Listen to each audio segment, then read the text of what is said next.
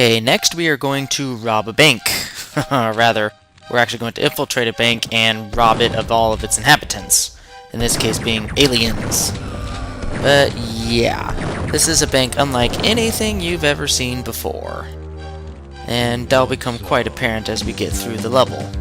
But first we're going to start off in this back alley, which apparently links up to the sushi shop we were just in the first level. And here's an introduction to a new gimmick here. There's trash cans you can bust open, and oh my goodness, there's a little facehugger squishy.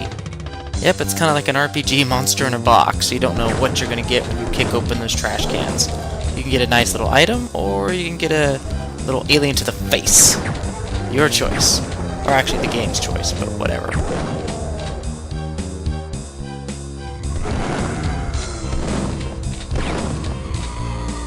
The first order of business is to actually get inside the bank itself. And that can be a little bit of a trial, but it's not too bad. So you're going to have to find the key that opens the front door. And here's the return of those recon drones.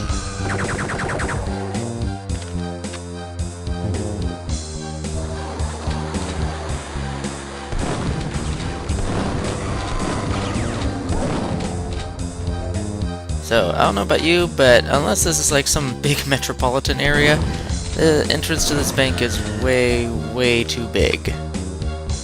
I mean, it just encompasses like, I don't know, a quarter of the level in terms of size. I don't think I've ever seen a bank this size in terms of just its main entrance. This is like the Bank of America, and I'm not talking about the actual, you know, bank franchise. I'm talking about, you know, just like, it's for everybody in America. It's just that huge. There's a little secret behind those ATMs for those who want them.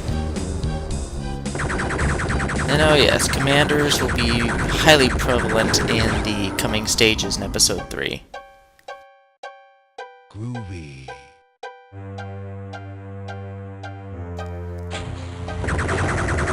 And remember the flood of enforcers all throughout Episode 2? Well, in Episode 3, it's more or less pig cops. I mean, enforcers do make their presence felt throughout most of the episode, but it's the pig cops who make a grand return. Oh, come on. So far, we're kind of limited to the shareware weapons up until this point. Now we got a freeze ray cannon. I'm thirsty. Don't judge. Killing aliens is serious business.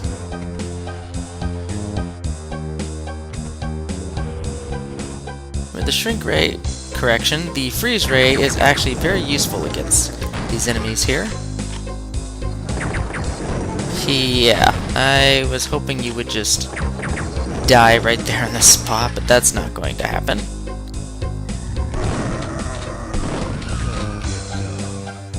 Okay, there's this little hidden switch here.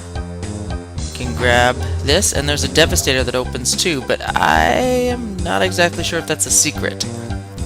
So I'm not going to get it, and if it wasn't a secret, I'm going to kick myself later, but I'd rather be safe than sorry. I'm not going to pick it up.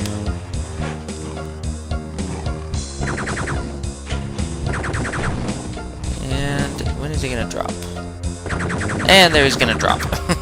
I knew he was up there, I just was wondering when he was actually going to fall down.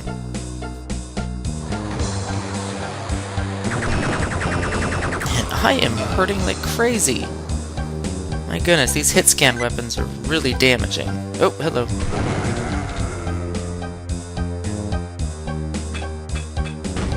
That was not the intended effect. And there's a switch up there if you want to have a secret with the telephones there. Oh gosh, you're getting way too close. Oh, bloody Gibbs. Okay, now this is a very tricky section, and I will admit it caught me off guard several times. The first time I had no idea what happened. I was like, what? Wait, why did I die? And the second time I realized what killed me, but I didn't have anything to do about it. But this time, it's these trip mines here on both sides that activate once you enter this lobby area. Sort of like a defense mechanism for thieves or something. So the best place to get rid of this is just the pipe bombs. on both sides, just in case you want to go back and you don't want to slam yourself into those trip mines. That's going to be a bad idea.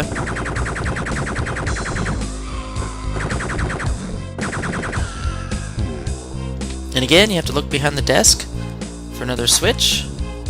And this gets into some weird portion of the bank. I mean, I could buy the, the foyer area with the trip mines and everything, security systems. It's all good. Then you get this huge, massive vault. Yeah, it starts getting a little unrealistic after this.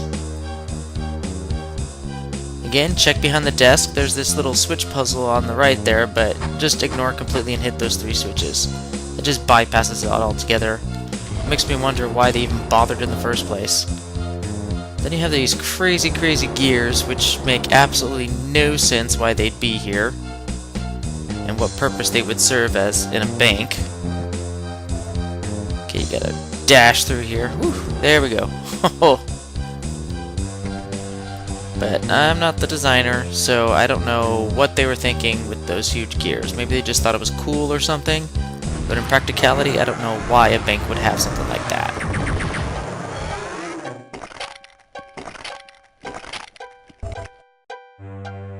And here's a jetpack and boots given freely to you. And trust me, 2 levels from now, you will need that jetpack. Otherwise, you might be hitting some unavoidable atomic healths, and per this challenge, that's just not gonna work. So get the jetpack now, or level 4 is going to break your challenge no matter what you do. And here comes the climax of this level. You open the big vault door, get your RPG ready, and here are 2 battle lords for your pleasure. And the first 2 of the actual episode.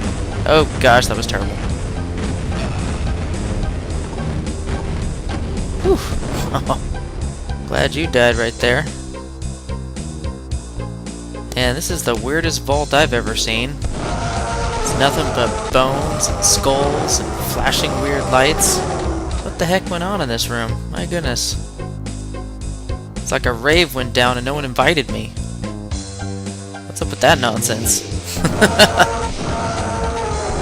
Alright, you can get an extra RPG, I believe, if you follow this destructive route upwards. Okay, where are you going? Okay, we're up here. Alright, RPG, ignore all those octobrains. That's just a waste of ammo, no matter what you do.